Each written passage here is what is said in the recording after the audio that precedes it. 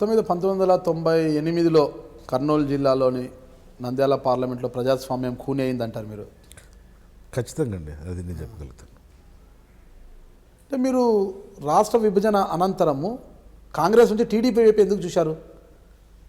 ఇప్పుడు అక్కడ ఉండింది రెండు పార్టీలే కదండి ఆ రోజు. మనకు అక్కడ వాళ్ళు ఆల్రెడీ 2009 డీలిమిటేషన్ ముందు వాళ్ళు పీఆర్పీకి వెళ్ళిపోయారు తెలుగుదేశం నుంచి. మేము కాంగ్రెస్లోనే కొనసాగినాం. రాష్ట్ర విభజన నేపథ్యంలో మీరు రాష్ట్ర విభజన జరిగినప్పుడు కాంగ్రెస్ కంప్లీట్ పతనం అయిపోయింది కదండి. కాంగ్రెస్ చేసిన తప్పిదానికి బీజేపీ వైపు వెళ్ళిండొచ్చు కదా. బీజేపీ వైపు మనకు అంటే మీకు తెలియదు ఏం లేదు. మన దగ్గర బీజేపీ క్యాడర్స్ కానీ బీజేపీ ఇది కానీ మన దగ్గర లేదు. పార్టీ బలం తప్పితే బలం అనేది కూడా కాదు. మొదటి నుంచి కూడా మన భావాలందు వాళ్ళతోటి కలిసే పరిస్థితి లేదు. మనకు ఎంతసేపు ఉన్నా కానీ కాంగ్రెస్లో పనిచేసాం. అంటే ఈ పొలిటికల్గా కొన్ని ఈ పార్టీలలో మింగిల్ కాగలుగుతాం కానీ కొన్ని రిజర్వేషన్స్లో చేయలేకపోయాం. అంటే అది ఆలోచన కూడా చేయలేదులేండి, వాస్తవం కూడా అది ఆలోచన చేయలేదు. సరే ఒకటి చెప్పండి, ఇప్పుడు ఆర్థికంగా తీసుకుంటే భూమా ఫ్యామిలీ బాగా స్థిరంగా ఉన్నారు, బాగా గట్టిగా ఉన్నారు, పునాదులు గట్టిగా ఉన్నాయి ఆర్థికంగా. ఎందుకంటే ఈయన 2004 తర్వాత అంటే 2009, 2014 ఎన్నికల్లో కూడా గంగుల ఫ్యామిలీకి వరుస ఓటములు ఎదురయ్యాయి. ఈ వరుస ఓటములలో 10 ఏళ్ల పాటు రాజకీయాలకు దూరంగా ఉన్నారు, రాజ్యాధికారం అనేది లేదు. ఈ పరిస్థితుల్లో ఆర్థికంగా గట్టి పునాదులు వేసుకున్న భూమా ఫ్యామిలీతో ఎలా ఢీకొంటారు మీరు? ఒకటండి, ఇప్పుడు 85 నుంచి 89 తీసుకుంటే 91లో పార్లమెంట్కి పోయినాం. కానీ 89 ఎన్నికల నుంచి 2004 వరకు మేము అధికారంలో లేమండి. రాష్ట్ర శాసనసభలో కొనసాగుతూనే ఉన్నామండి. 2004 నుంచి 2009 వరకు ఉన్నామండి. ఈరోజు 14 వరకు లేమన్నారు. అంటే ఇప్పుడు మళ్ళీ 9 నుంచి 14 వరకు లేమండి, 14 నుంచి 19 వరకు కూడా ఉండమండి. అంటే ఇప్పుడు ఎన్నికలు లేవు కాబట్టి 10 సంవత్సరాలు. అంటే మాకు ఆర్థికంగా సంపాదించుకునే వాళ్ళకి అది బాధేమో, కానీ మాకు ఆర్థిక నేపథ్యంలో ఏ పొద్దు మేము ఇన్వాల్వ్ కామండి. ఆర్థికంగా మా రూపాయి మేము ఖర్చు పెట్టుకొని ప్రజలకు సేవ చేసే వాళ్ళమే తప్ప ఆలోచన కూడా ఉండదండి. ఇందాకనే మీకు చెప్పాను, ఆ ఎన్నికలు వస్తే 10 మంది స్నేహితులకు సాయం చేసే వాళ్ళు ఉపయోగపడతారు, వాళ్ళే చేస్తుంటారు. ప్రస్తుతం వాళ్ళు అధికారంలో ఉన్నారు. 2019 ఎన్నికల్లో కూడా అధికారం వాళ్ళు ఏ విధంగా అధికారంకి వచ్చారనేది మీకు తెలుసు. అంటే మీరు నన్ను అడుగుతున్నారు కాబట్టి నేను చెప్తున్నాను. ఈరోజు వాళ్ళు కంప్లీట్గా వాళ్ళు ఈరోజు అధికారం లేకపోతే 2009లో వాళ్ళు అధికారంలో లేరు. ప్రభుత్వం మాది ఉండింది. మేము ఎమ్మెల్యే కాకపోవచ్చు కానీ ప్రభుత్వం మాది ఉండేది. డెవలప్మెంట్ అంతా కూడా నేనే ఆ రోజు కూడా 2009 నుంచి 14 వరకు కూడా నేను ఇన్ఛార్జ్గా ఉన్నానండి కాంగ్రెస్లో కూడా.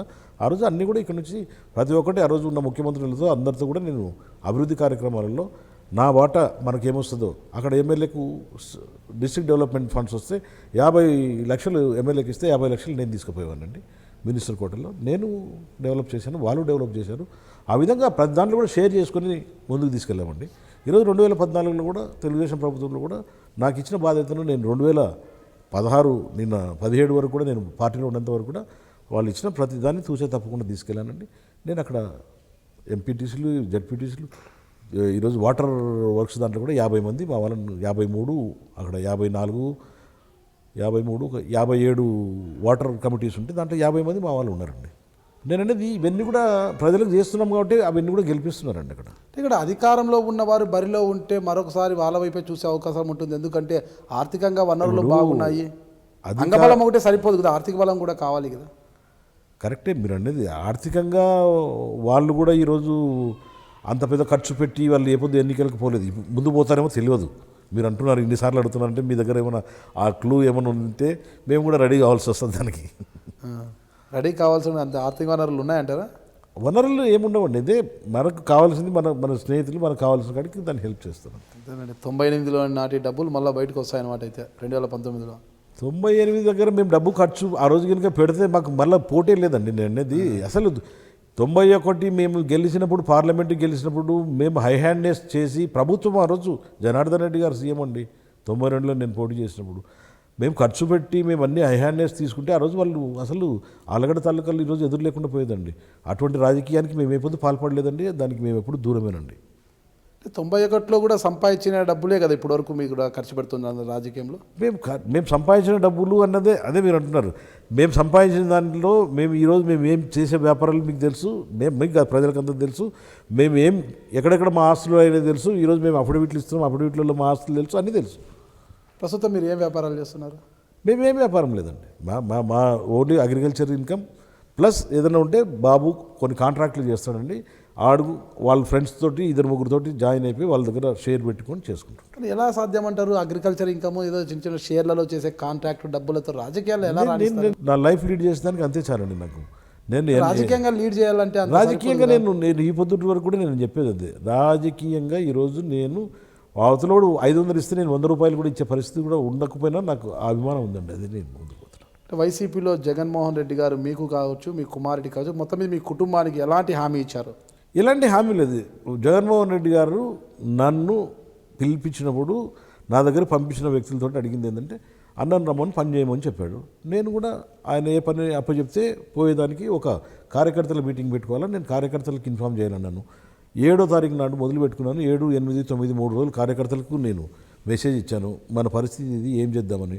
14వ తారీఖు నాడు మొత్తము 6 మండలాల్లో నుంచి కాన్స్టిట్యున్సీలో అందరూ 5,000 మంది వచ్చి వాళ్ళనే చెప్పమని చెప్పి అడిగాను. అందరూ మాట్లాడిన తర్వాత అందరూ కూడా ఏకోన్ముఖంగా మనం వైఎస్ఆర్సీపీలోకి పోదాము అన్నారు. ఓకే మీరు చెప్తున్నారు కాబట్టి రేపు 15వ తారీఖు పోయి జాయిన్ అవుదామని చెప్పారు.